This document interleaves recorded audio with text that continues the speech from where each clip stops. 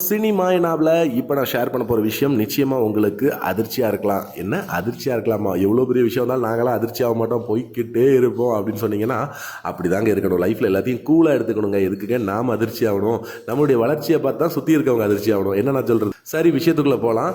நயன்தாரா சமீபமாக கொடுக்குற பேட்டிலாம் பார்த்தீங்கன்னா தடாலடியாக இருக்குது. போகிற போக்க பார்த்தா அவங்களுடைய பேட்டியில் யாரையாவது குறிப்பிட்டு சொல்லிடுவாங்களோன்னு சினிமாவில் பல பேர் பயப்படக்கூடிய சூழல் உருவாயிட்டு இருக்குன்னே சொல்லணும். தனுஷை பற்றி ஓப்பனாக ஜெர்மனி வார்த்தைகளெல்லாம் திட்டி ஒரு பெரிய அறிக்கையை வெளியிட்டிருந்தாங்க. அதுக்கப்புறம் அது பல விஷயமா பேசப்பட்டது.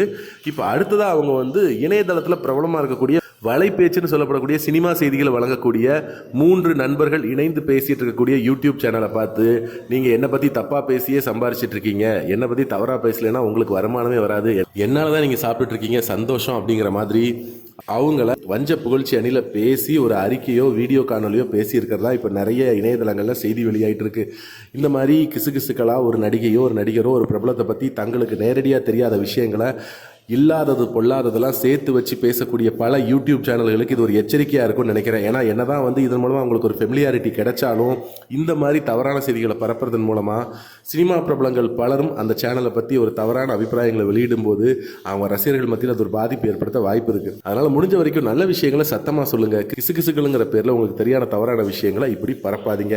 ரசிகர்களாகிய நீங்கள் கிசுகிசுக்களை விரும்புகிறீங்களா இல்லை வேணான்னு நினைக்கிறீங்களா? உங்கள் கருத்து என்ன? அதை பற்றியும் கமெண்ட் பண்ணுங்கள்.